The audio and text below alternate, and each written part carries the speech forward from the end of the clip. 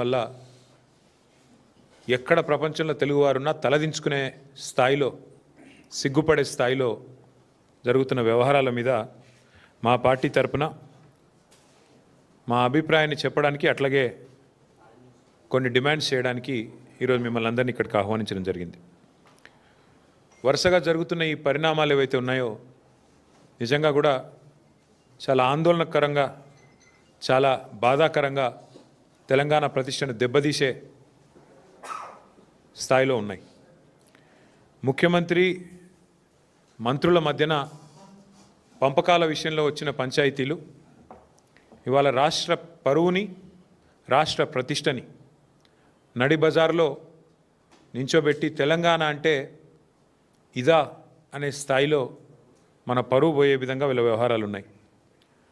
మంత్రుల మధ్యలోనేమో కమిషన్ల కోసం కొట్లాటలు, ముఖ్యమంత్రి గారు ఆయన కుటుంబ సభ్యులు చేస్తున్న అరాచకాల గురించి మంత్రుల కుటుంబ సభ్యులు గొంతు పెంచి గొంతు విప్పి బాహాటంగా మీడియాకే చెప్తా ఉన్నారు. మరొక వైపు పారిశ్రామికవేత్తల తలకి తుపాకీ పెట్టి బెదిరింపులు, దౌర్జన్యాలు, గూండాగిరి, రౌడీయిజం, ఇక ఇవన్నీ చాలన్నట్టు ఇవాళ కొత్తది ఇంకోటి.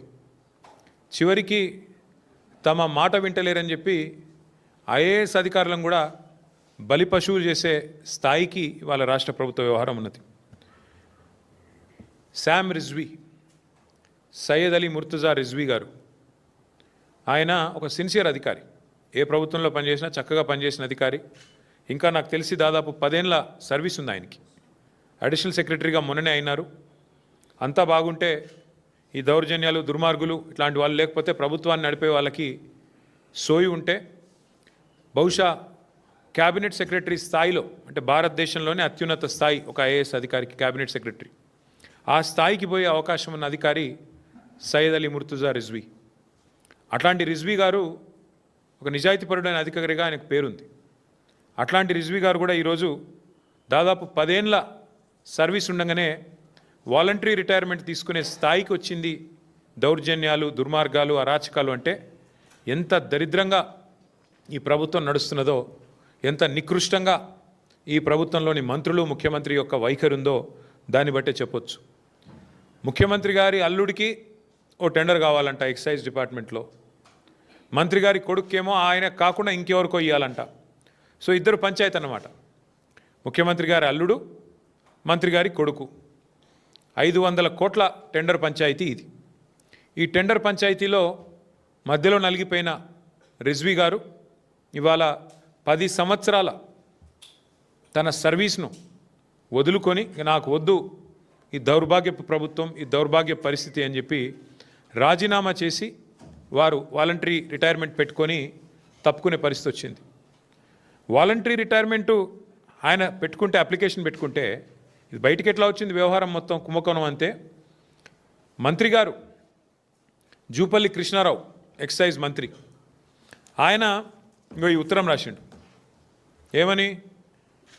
ఈయన అధికారి, ఐఏఎస్ అధికారి గారు పెట్టుకున్న వాలంటరీ రిటైర్మెంట్ను ఆమోదించవద్దు, ఆయన మీద ఎంక్వైరీ చేయాలి, నేను చెప్పినట్టు వినలేదు, ముఖ్యమంత్రి చెప్పినట్టు విన్నాడు, ఆయన అల్లునికి వచ్చింది, నా కొడుకు రాలేదు అని చెప్పి ఆ అధికారి మీద కక్ష తీర్చుకోవడానికి మంత్రి గారు రాసిన ఉత్తరం అధికారిని చివరికి తన వాలంటరీ తీసుకునే, రిటైర్మెంట్ తీసుకునే పరిస్థితి తెచ్చింది.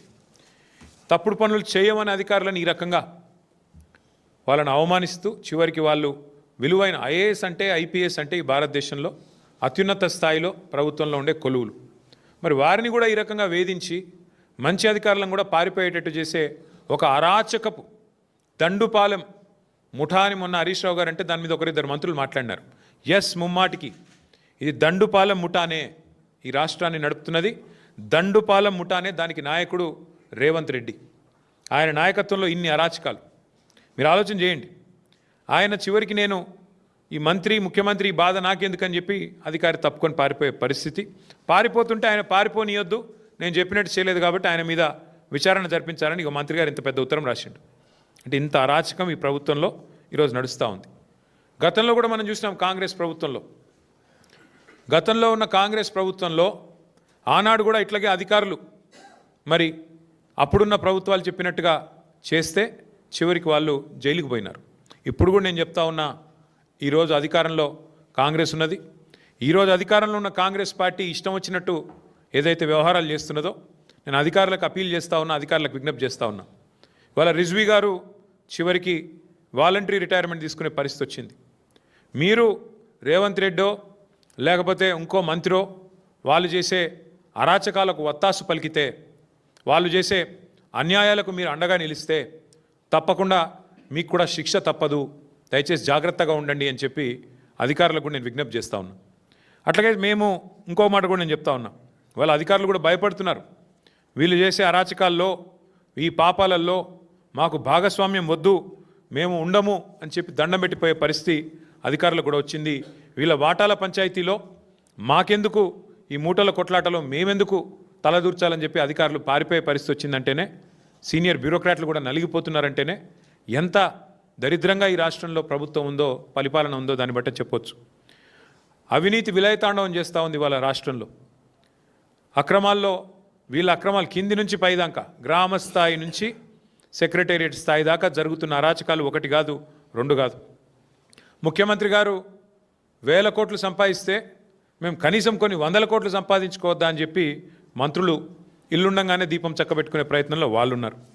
ఇవాళ వాస్తవం ఎట్లుంది అంటే, రేవంత్ రెడ్డి గారి పరిపాలన ఎట్లుందంటే, తుపాకులతో బెదిరించే సెటిల్మెంట్ సెంటర్లు ఫుల్లు, తూకాలు వేసే ధాన్యం కొనుగోలు కేంద్రాలు మాత్రం నిల్లు.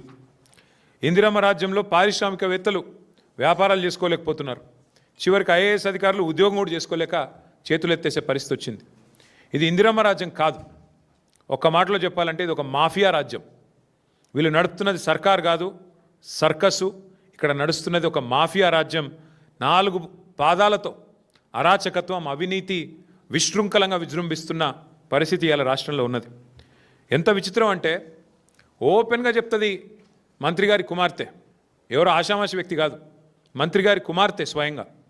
మా ఇంటి మీదకి పోలీసు వాళ్ళని రేవంత్ రెడ్డి పంపిండు, మా ఇంట్లో ఉన్న మా ఓఎస్డీని అరెస్ట్ చేయడానికి ప్రయత్నం చేస్తున్నాడు, ఎట్లా చేస్తారు నేను చూస్తా అని చెప్పి వారు ఆనాడు ఓపెన్గా ఎట్లా అరెస్ట్ చేస్తారు నేను చూస్తానని చెప్పి మంత్రి గారి కుమార్తె హుంకరిస్తే, మంత్రి గారు ఆ ఓఎస్డీ గారిని కారులో పెట్టుకొని తుర్రుమంటే అక్కడ ముందున్న పోలీసు వాళ్ళు చేతులు కట్టుకొని రక్షణగా నిలబడే పరిస్థితి, దుస్థితి తప్ప ఇవాళ ఈ రాష్ట్రంలో ఎంత అరాచకంగా ఉందో పరిస్థితి దాన్ని బట్టి చెప్పొచ్చు. 2-3 రోజులు తిట్టుకున్నారు ఒకరినొకరు, తిట్టుకొని మళ్ళీ సిగ్గు లేకుండా వాళ్ళకి వీళ్ళు షాలు కప్పుకొని, వీళ్ళకి వాళ్ళ షాలు కప్పుకొని, చేతులు కలుపుకొని, ఇద్దరు కలిసి ఏదో మిఠాయిలు పంచుకొని, ఇద్దరు కలిసి ఏదో ఒలింపిక్స్లో పతాకం గెలిచినట్టు మళ్ళీ ఒకరికొకరు జబ్బలు ధరుచుకొని బాగుందని చక్కగా ఫోటోలు దిగి ఇంటికి పోయినారు.